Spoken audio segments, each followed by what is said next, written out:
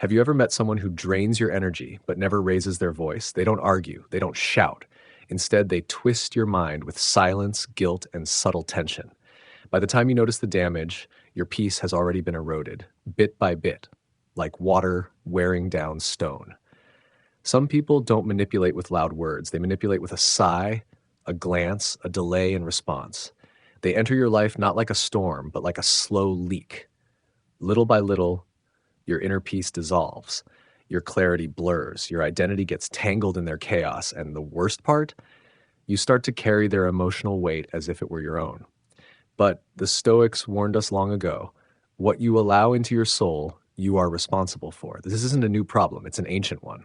So the real question is, in a world full of emotional intruders, how do you protect your inner fortress? How do you stay grounded when others are trying, subtly or not, to pull you under?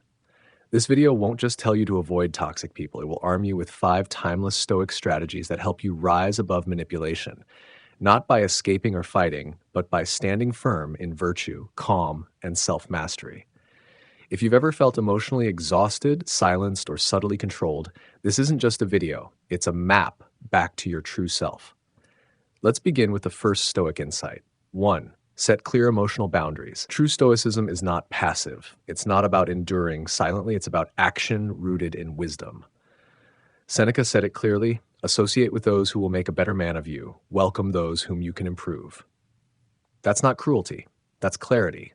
Toxic people blur the lines between love and control. They twist your patience into permission. They push their chaos into your hands and call it love. But the wise person draws the line with quiet strength. You don't need to shout to set a boundary. You don't need to explain endlessly or feel guilty. Say no, firmly, calmly, and move on. Because no isn't rejection, it's self-respect in motion.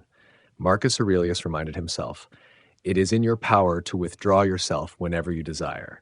The first wall of your inner fortress is boundaries, and once they're set, it's time to defend them wisely. Coming up next, we'll explore how to deal with provocation without giving up your power. Because the Stoic doesn't just build walls, he learns when not to swing the sword.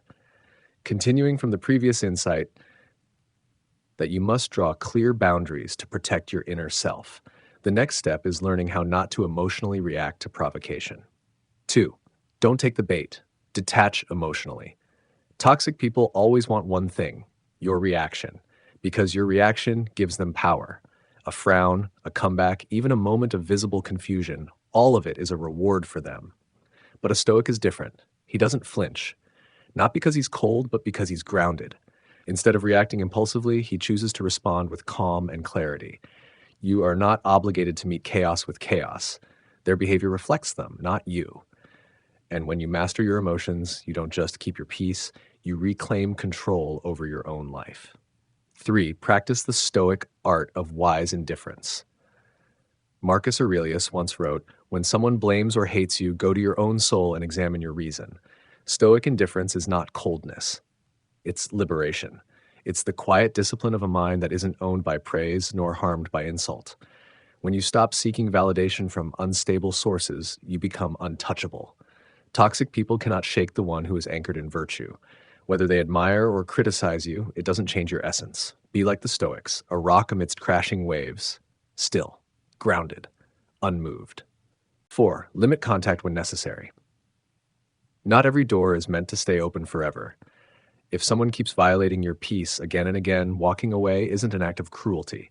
It's an act of wisdom. As Epictetus once said, you are not a bundle of reactions. You are a being capable of choice. So choose space, choose silence, choose distance. If they work with you, keep it professional and respectful, but distant. If they're close yet toxic, set both emotional and physical boundaries. Just because you share a past with someone doesn't mean you owe them your present. Shared history is not a reason to endure ongoing harm. And guilt is not a good enough reason to stay in pain. Protect your energy as fiercely as you protect your virtue, because in the end, they are one and the same. 5. Heal yourself. Do not become them. There is no greater victory than this, to walk away whole without carrying their poison in your soul. Marcus Aurelius in his Meditations put it best. The best revenge is to be unlike your enemy.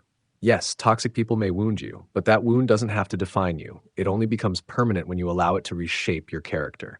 So choose healing, journal, reflect, seek wise counsel. Forgive, not to let them off the hook, but to release yourself from their grip. Don't meet fire with more fire, meet it with water, with calm, with clarity, with quiet strength. You rise not by becoming colder or harsher, but by becoming clearer, more grounded, and more aligned with your highest self. The world may be loud, messy, and full of chaos, but your soul doesn't have to be. When you choose virtue over reaction, peace over drama, clarity over confusion, you don't escape the storm. You become the calm within it. That's the Stoic path. Not to overpower the chaos, but to outlast it through wisdom. And in the next part, we'll dive deeper into real world examples where Stoic wisdom steps off the page and into your life. Are you ready?